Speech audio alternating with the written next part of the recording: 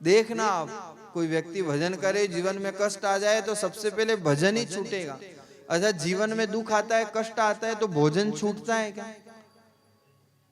बताओ, छूटता है क्या भोजन? दुख कष्ट की तो ठीक है, घर में कोई मर जावे तो ही 2 दिन बाद भोजन तो करना ही पड़े, नहीं करो तो आसपास का लोग आन करा देवे। पर भोजन इस शरीर को चलाने के लिए जैसे भोजन अत्यावश्यक है, वैसे ही इस आत्मा को चलाने के लिए, इस मन को दृढ़ बनाने के लिए भजन अत्यावश्यक है।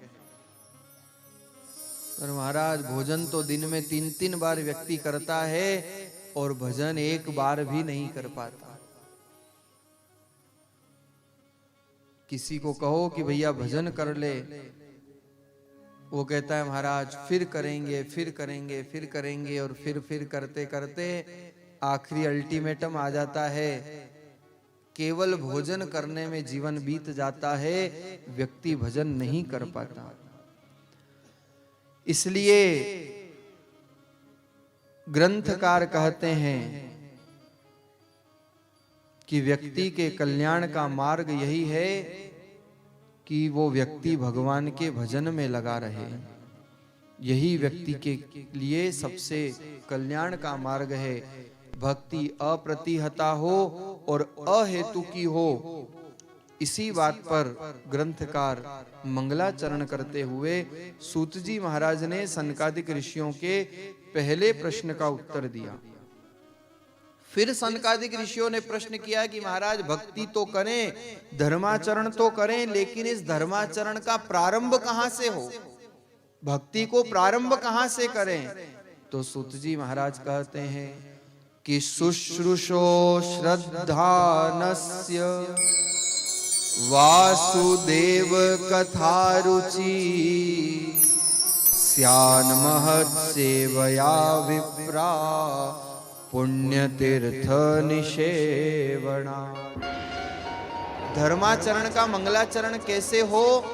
तो ग्रंथकार कहते हैं कि स्यान महत् सेवया विप्रा, संतों की सेवा करो और भगवान के तीर्थों का तीर्थाटन करो। राम प्रभु। स्यान महत् सेवया विप्रा पुण्य तीर्थ निषेवणात्। ग्रंथकार कहते हैं कि भक्ति का मंगलाचरण, धर्माचरण सबसे पहले तीर्थाटन से करना चाहिए। लेकिन तीर्थाटन किसे कहते हैं? 11,000 रुपए देकर के किसी तीर्थ पर हो आना, ये तीर्थाटन नहीं है, ये पर्यटन है। और आश्चर्य तो इस बात का होता है, आजकल लोग तीर्थ में भी जाते हैं ना, तो वो सब सुविधा हो गई ऑनलाइन। सबसे पहले देखते हैं वहाँ अच्छी होटल कौन सी है, वहाँ अच्छा रेस्टोरेंट कौन सा है, वहाँ खाने की कौन सी वस्तु प्रसिद्ध है। अब खाना क्या तुम्हारे गांव में कम पड़ रहा है जो वहां भी तुम जाकर के यही भोग की वस्तु देख रहे हो? लोगों ने तीर्थाटन को पर्यटन बना दिया है। और जब भक्ति को भोगवाद की भूमि बनाई जाती है, तब केदारनाथ जैसा प्रलय इस धरती पर होता है और लोग प्रश्नवाचक चिन्ह खड़ा करते हैं कि ये क्या।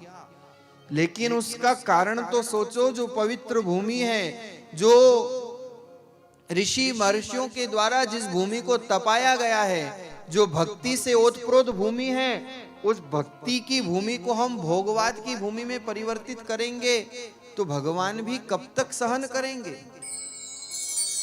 इसलिए केवल पर्यटन करना, तीर्थाटन करना नहीं है। तीर्थ में जाने के बाद तो एक ही लक्ष्य होना चाहिए कि हम कैसे भगवान से जुड़ें, हम कितने दर्शन करें, हम कितना भजन करें, हम कितना उस भूमि की चैतन्यता को अपने अंदर अंगीकार करें।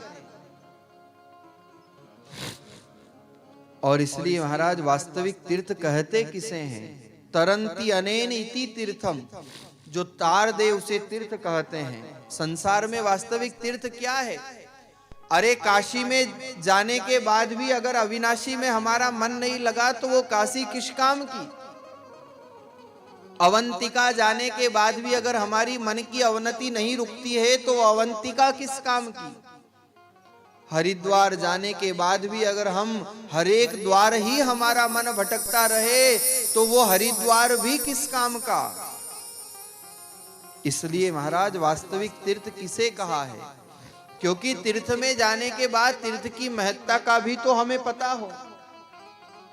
गांव को एक व्यक्ति बनारस गयो, अब आजकल तो कई सब साधन वेग्या है। पुराना जमाना में कोई लोग तीर्थ यात्रा पे जाता है ना, वापिस आता तो पूरा गांव वाको स्वागत करतो ने वाके स्पर्श करन मान लेता कि मां की भी तीर्थ यात्रा वेगी। अत्रो महत्व हो तीर्थ यात्रा को। योग की बाद एक गांव को व्यक्ति की नौकरी बनारस में लागी।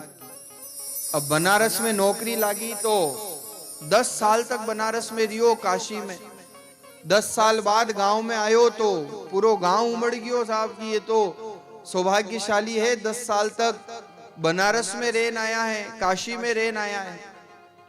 सब गांव वाला माला पे नहीं स्वागत करियो और क्यों विनय, अरे तू कतरो भाग्यशाली है, तने 10 साल तक रोज गंगा स्नान करवाने मिलियो, रोज भगवान काशी विश्वनाथ का दर्शन करवाने मिलिया, कतरो तू भाग्यशाली है। वो भलो आदमी क्यों कसो गंगा स्नान केवे की ने। अब गधा और गंगा स्नान कैसा योग बने। लोगों ने कहा तू 10 साल तक वहां रहा और एक दिन गंगा स्नान नहीं किया। अरे बोले तूने कुछ तो नियम रखा कि नहीं रखा, वहां इतने वर्ष तक रहा। वो क्यों कि देखो सा, मैं और तो कई नियम रखियो नहीं रखियो पर एक नियम जरूर रखियो।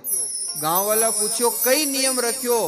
बोले मैं गंगा भी नहीं नहायो, मैं काशी विश्वनाथ का दर्शन भी नहीं किया, लेकिन 10 साल तक नियमो काशी का चौराहे पर कचौरी वाला की रोज कचौरी खातो हो। ये बात विनोद की है, लेकिन ये वास्तविकता है संसार की।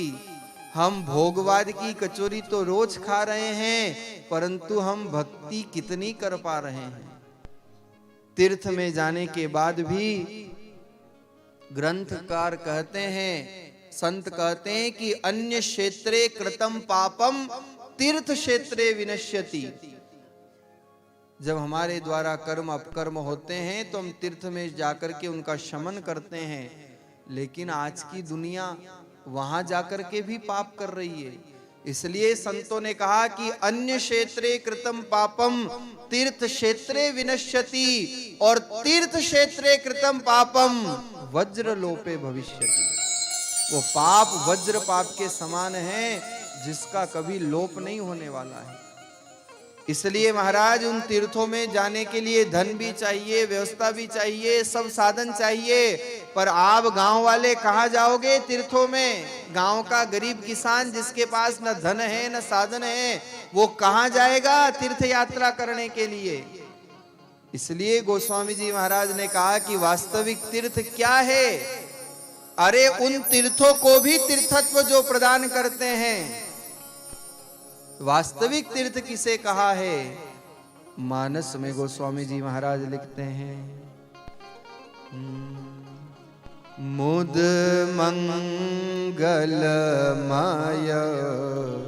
संत समाजो, मुद मंगलमय संत समाजो, जो जग जंगम तीरथ राजो,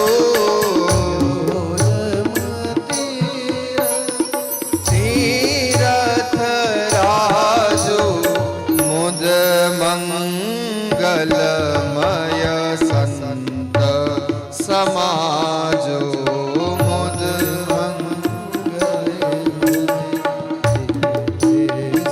वास्तविक तीर्थ क्या है? मुद मंगलमय संत समाजू, जो जग जंगम तीर्थ राजू। तीर्थों के तीर्थ भी संतों को कहा है, क्योंकि कुंभ की क्यों महत्ता है? उस कुंभ में इतने संत आकर के उस जल को और पवित्रता प्रदान कर देते हैं, इसलिए तो उन स्थानों को तीर्थम करोति तीर्थंकर, तीर्थ को भी तीर्थत्व प्रदान करने वाले संत हैं। स्वामी रामचरण जी महाराज रामस्नेही संप्रदाय के आद्याचार्य वाणी जी में फरमाते हैं कि संत जहां प्रगट भये सोही तीर्थ धाम, और सबे ही भूमिका भरी कामना काम।